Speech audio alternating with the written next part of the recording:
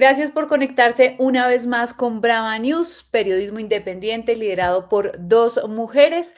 Y bueno, Laura, nosotras seguimos con nuestro Brava Elecciones, en donde hemos tenido la oportunidad de hablar con diferentes candidatos que por supuesto tienen diferentes propuestas. Saludamos a Miguel Uribe Londoño, quien fue proclamado precandidato presidencial en agosto de 2025. Miguel, bienvenido aquí a Brava News. Muchísimas gracias por darnos esta entrevista. Paula y Laura, buenas tardes, gracias por invitarme, gracias por tenerme aquí, me da mucho gusto estar con ustedes, las gracias se las doy yo a ustedes. Brava News, hechos, contexto, verdad. Aquí no hay ruido, hay periodismo. Todas las voces, una sola exigencia, rigor y dignidad.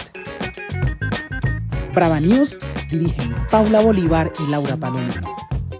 Y hablábamos de estas encuestas en redes sociales esta mañana. ¿Usted cómo ve esto? ¿Cómo ve el panorama político de Colombia? Hay dos preguntas. Empecemos por la de las encuestas. La de las encuestas es una cosa compleja, difícil, porque la encuesta depende de dónde se haga, quién la haga, quién le pregunten. Hay que estudiar la ficha técnica. Pero bien, yo nunca me he puesto a pelear con las encuestas. Simplemente creo que no muestran después de elecciones como el 8 de marzo que acertaron. Entonces hay que vivir con ellas. Por supuesto que nos hacen mucho daño a los candidatos que no tenemos arriba. Pero hay que vivir con ellas, para eso se trató de hacer la ley, hay una ley que las regula, puede que eso no esté funcionando, pero no importa. El tema es que la encuesta nos empata con lo que está pasando en Colombia. Objetivamente, como un hecho cierto, es que esa encuesta de hoy marca que en segunda vuelta Iván Cepeda gana la presidencia. Esa es la situación política en Colombia. Quienes la quieren así, quienes no la queremos así. Es lo que hay que resolver para ir a la primera vuelta y tratar de que haya un candidato que sí le gane a Iván Cepeda, y ese soy yo soy la alternativa de la derecha, soy la tercera vía, porque soy distinto a los dos que están allí, no polarizo, no soy de extremos, y pues en el caso de Uribe, ya Colombia no quiere más Uribe, Álvaro Uribe ya no más, Paloma no llega a ninguna parte porque Paloma es una candidata que dice que ella va a llamar todos los días a su papá, que es Álvaro Uribe, a preguntarle qué tiene que hacer. Y el Paloma además llevaba 12 años en el Senado y tenía el 1% de intención de voto en el 30 de noviembre. Entonces, Paloma no parece que pueda tener la capacidad para ser candidata, ni siquiera para pasar a primera vuelta y derrotar a Cepeda. Esa es la situación política de hoy. Claro. Candidato, sí, usted dice importante esa reflexión que hace sobre Paloma, pero usted hace poco dijo que ella no tiene alas pues para entrar en esta contienda presidencial. ¿Por qué lo dice? Aparte de lo que nos menciona sobre el expresidente Álvaro Uribe Vélez, ¿hay algo más que usted le haya notar que no tiene cómo volar y cómo llegar hasta ese número? Pues no tiene cómo volar, precisamente porque es que uno no puede aspirar a ser presidente diciéndole a los colombianos: miren, elíjanme a mí como presidente de Colombia o presidenta, y les digo que yo estoy aquí trabajando para Álvaro Uribe y voy a llamar a Álvaro Uribe todos los días a que me diga qué tengo que hacer. Yo creo que esa no es la razón por la cual eligen a alguien. O sea, Uribe quiere ser presidente en cuerpo ajeno, y eso no puede pasar. Además, cuando uno le mira su trayectoria de 12 años, pues Paloma Valencia ha sido una parlamentaria, ha sido una senadora buena, destacada en algunos casos por sus debates, pero eso no le da la capacidad para decir que va a poder gobernar, porque ella no ha tenido ninguna experiencia de ninguna índole antes. O sea que para mí no tiene vuelo, no tiene alas. Eso es, la mejor descripción es esa: ella no tiene alas para ser presidente de Colombia. Sí, y doctor Miguel, bueno, estas semanas hemos vivido varios atentados en el país. Usted le ha dado una gran importancia al tema, digamos, de la seguridad en Colombia, el orden público, la violencia. Y pues usted lamentablemente lo tuvo que vivir en carne propia con su hijo, Miguel Uribe Turbay. Quiero preguntarle por estas propuestas sobre la seguridad en Colombia. ¿Qué necesita Colombia para que deje de haber tanta violencia? Mira, y con mi esposa también, hace 35 años, vivimos una época muy difícil en 1990, cuando estaba Pablo Escobar en pleno furor, en su en su máxima expresión. Ese es el narcotraficante más sanguinario y más poderoso que ha habido en Colombia, que no le tenía miedo sino a la extradición. Y él secuestró a mi esposa Diana, la mamá de Miguel. Miguel tenía 5 años.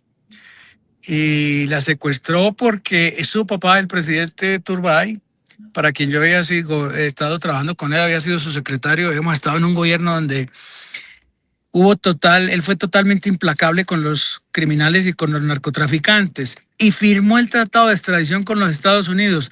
A eso era lo único que Pablo Escobar le tenía miedo. Él no le tenía miedo absolutamente a nada más, y en Colombia menos. Él mandaba, hacía lo que quería, mataba a todo aquel que quería, tanto que cuando logró su política de entrega, de sometimiento a la justicia, en la cárcel de Envigado que él mismo construyó, él hacía llevar a sus enemigos y los quemaba vivos allá. De ese tamaño era la situación. Entonces, vivimos esa época tan difícil y ahora estamos viviendo una similar, que es que llevó a Miguel a la muerte, que Petro la ha llamado la paz total. Y la paz total es un engaño, como engaña a la izquierda o esas personas con ideología. No es por ser de izquierda, es porque es ideólogo de un tema que no puede, que nunca será. Entonces él resolvió que la paz total, que había que llamar a cada criminal de este país, a cada organización criminal, y decirle: hagamos la paz. Los criminales no dejan de ser criminales. Eso pasa cuando hay problemas, cuando hay grupos ideológicos, cuando sí estamos verdaderamente en una guerra que no estábamos. Hace 4 años no estábamos en ninguna guerra. Es una cuestión de crimen organizado que tiene negocios ilegales y no va a dejar eso. Pero si llega el presidente y les dice: vamos a crear una mesa de diálogo y ustedes tienen 6 meses donde nadie los va a perseguir, donde las órdenes de captura no se pueden llevar a cabo, no se pueden ejecutar, no tienen que entregar las armas, pues eso es lo que nos ha tocado vivir con un poco de criminales desde 2022 hasta hoy, incluidos los autores materiales del asesinato de Miguel. Ellos también estuvieron en esa falsa paz total y tenían permiso para delinquir y para moverse libremente entre Venezuela, Cúcuta, Colombia. Y esa falsa paz total se tiene que acabar. Ese es el resultado de lo que estamos viviendo hoy, terrible. Yo me solidarizo con las víctimas totalmente, como yo, que he sido una víctima terrible de este conflicto. Sí, candidato. Y justamente nosotras hace pocas horas estábamos hablando con ese periodista del New York Times que hizo esta denuncia sobre cómo la minería ilegal de oro ya incluso está dentro de un batallón en Caucasia, ¿no? En el departamento de Antioquia. Pero yo quiero, candidato, que usted sea muy concreto y nos diga, ¿qué propone usted?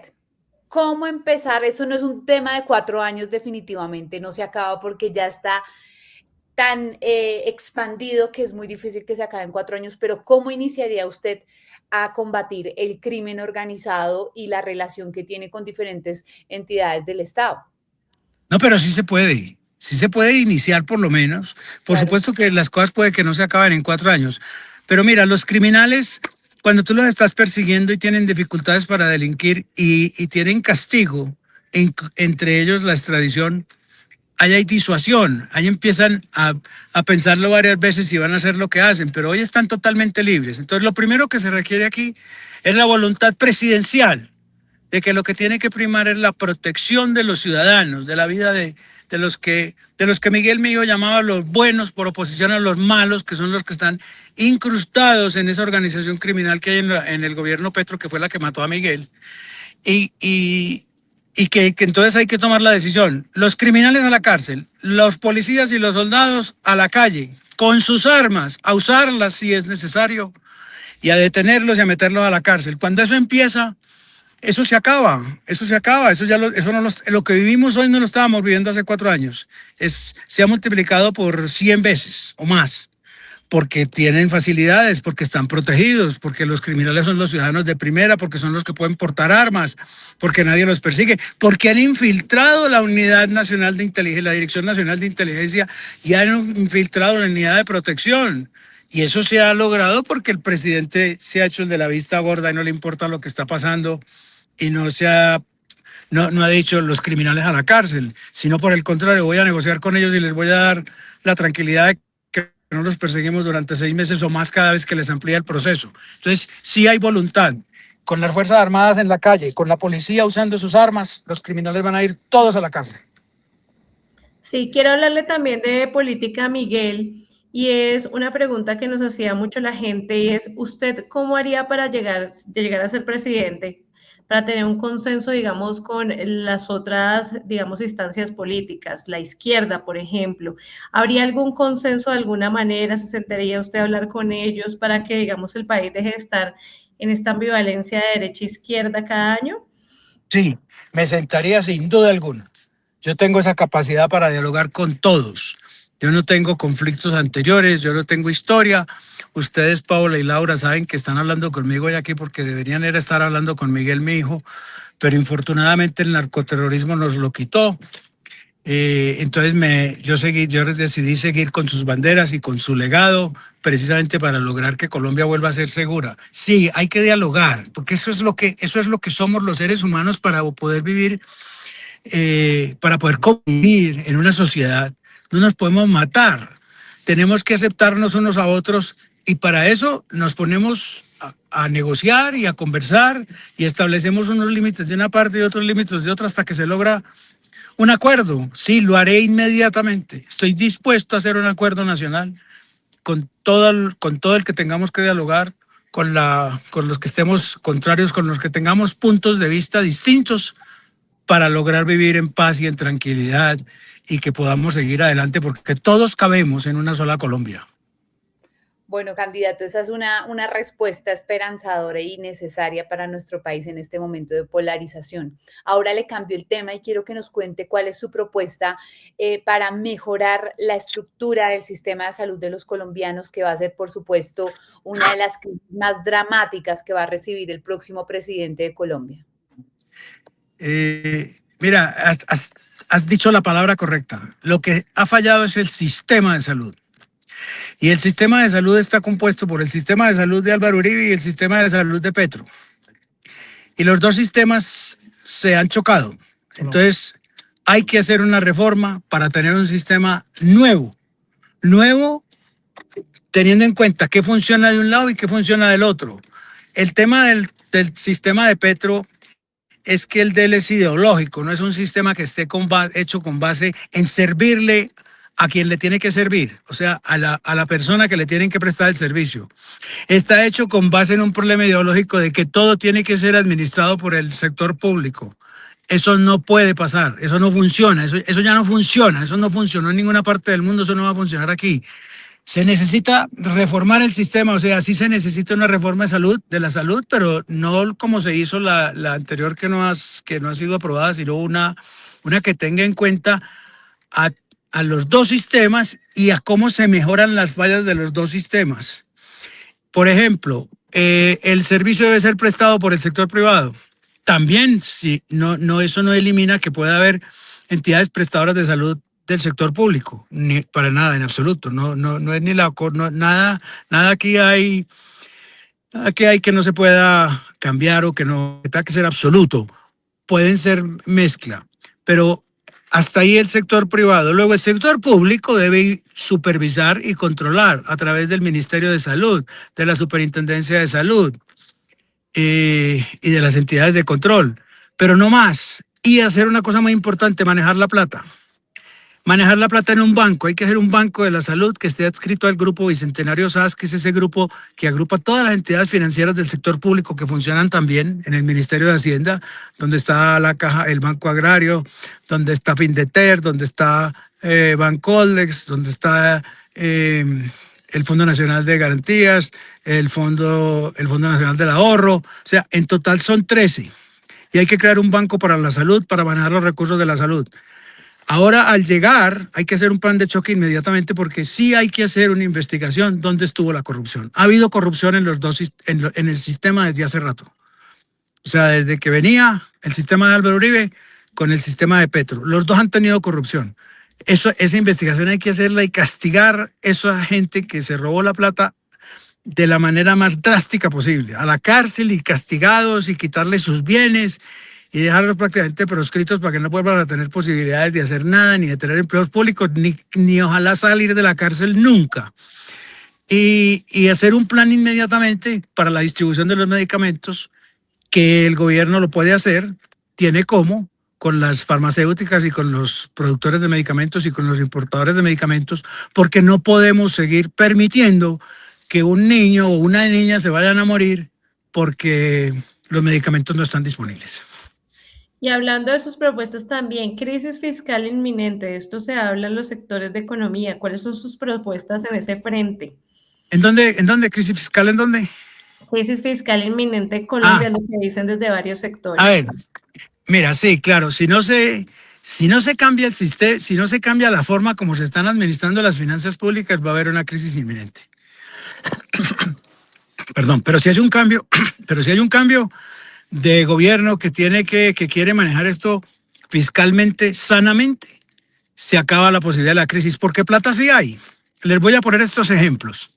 En Ecopetrol, el gobierno, el Estado colombiano ha dejado de recibir 86 billones de pesos, que son las utilidades que se han dejado de ganar entre 2022 y 2026, con un capricho que no tiene sentido, porque Colombia no contribuye muy poquito al cambio climático, prácticamente nada, 0,05%, eso no es nada, eso es insignificante para lo que pasa en el mundo, con lo que hacen en China, con lo que hacen en Estados Unidos, con lo que hacen en Europa, eso es nada. De manera que esa no es la razón para haber hecho lo que hicimos. Ahora, si tenemos recursos mineroenergéticos y queremos hacer una transición energética, se puede hacer, pero ¿y con qué se va a hacer si eso requiere dinero? En estos casi ya 4 años no se ha hecho ninguna transición energética porque no había habido con qué. Recursos mineroenergéticos también se requieren para hacer la transición energética, porque sin dinero la transición energética no se puede hacer. Ahí tenemos otro montón de dinero que le llega a las arcas del gobierno. El tercer elemento, la corrupción. En la corrupción se han perdido más de 80 billones de pesos. La corrupción hay que pararla. Eso no se puede seguir permitiendo y tiene complicidad del mismo gobierno, porque no la paran. Es un escándalo un día tras otro. Y el otro tema es el tema de la evasión fiscal. El director de la DIAN dice que la evasión vale 80 billones de pesos al año. Entonces, con esas cuentas que yo te hice, hay 240 billones de pesos que son en 1000 salarios mínimos, por ponerlo en términos de salarios, con lo que no, se evitaría la crisis fiscal que es inminente. ¿Cómo vamos? Y si se continúa con este sistema, con esta forma de gobierno, sí va a haber una crisis fiscal muy difícil de manejar, no va a haber con qué pagar la deuda, etcétera. Pero si hay estos cambios, no tendremos ese problema. Sí, bueno, candidato, sabemos que ya se tiene que ir y quiero finalmente preguntarle o decirle que realmente pues es admirable que usted decida seguir en esta lucha y quiero preguntarle cuál es el mensaje que usted le da hoy a esos colombianos que están siendo víctimas de la violencia, del terrorismo, en las zonas más vulnerables que tiene nuestro país. Usted que ha sido víctima también de la guerra, ¿qué les dice hoy? Qué buena pregunta, gracias que me has hecho eso. Estoy muy triste, me solidarizo con ellos, los tengo en mi mente, me identifico plenamente, porque con esas tragedias que a mí me ha tocado vivir, primero la de mi esposa de 35 años y ahora la de Miguel, yo soy una víctima de unas condiciones dificilísimas. El dolor lo he conocido por todos los lados, como padre, como esposo, como abuelo. Entonces, sé lo que les está pasando, me solidarizo con ellos. Ojalá yo hubiera tenido los recursos y los medios para haberme ido ayer al Cauca, estar con esas familias y acompañarlos. Los acompaño de todo corazón, los pienso todos los días. Es más, en Colombia somos más de 20 millones de víctimas y yo quiero hacer un programa especial para las víctimas y proteger a las víctimas y reparar a las víctimas como presidente, porque está bien dicho que hasta hoy estamos completamente olvidados y de aquí para adelante vamos a seguir olvidados. Ya eso pasó ayer, ya hoy no importa. Además, porque no tenemos los nombres, entonces no nos acordamos de pronto de casos pues como el mío, porque era Miguel en este caso. Pero yo sufro mucho y me identifico con todas las víctimas, tengo un dolor enorme y este esfuerzo que yo he hecho, esta decisión que tomé por Miguel, por llevar las banderas de Miguel, por seguir el legado de Miguel, esta fuerza que tengo a pesar de mi dolor que todos los días crece, porque nunca se disminuirá, es más intenso, más fuerte, cada día yo tengo la fuerza que necesito, que debo tener para poder como presidente evitar que los papás tengamos que seguir enterrando a los hijos, que los hijos tengan que seguir enterrando a sus padres y que las familias no sigan sufriendo y viviendo ese terrorismo como el que les tocó vivir ayer. Gracias, Miguel, por esas palabras tan lindas y creo que todos los colombianos tenemos en el corazón a Miguel Uribe Turbay. Sí, señor, muchas gracias. Gracias. Por estar con nosotras por este tiempo y bueno, pues ya estaremos muy pendientes de qué sucede con las encuestas, qué sucede en este domingo de mayo en donde se tomará la decisión final, pero muchas gracias por haber estado aquí con nosotros. Gracias Laura, gracias Paula, y tienen un nombre bellísimo, me cautiva ese nombre de Brava News, eso es maravilloso, eso muestra lo que ustedes son, las felicito y les deseo siempre lo mejor y siempre quedarán grabadas en mi corazón. Gracias, Miguel. Un abrazo y muchas gracias. Pues Laura, seguimos en este ejercicio electoral para que los suscriptores de Brava News tomen su decisión, pero informados, ¿no? No por lo que dicen en redes sociales, no, sino ustedes pueden ingresar aquí a nuestro canal de YouTube y dicen, bueno, este candidato, estas propuestas me gustan, este candidato no me gusta, pero que sea una decisión consciente, ¿no? Informada. Infórmese bien, vote por quien quiera, pero infórmese bien y no se olvide suscribirse a Brava News y apoyar el periodismo independiente. Yo soy Laura Palomino. Y yo soy Paula Bolívar. Si quieres seguir apoyando el periodismo independiente, da clic en la campana. Gracias por visitarnos en nuestro canal. No nos olvides, somos las Bravas.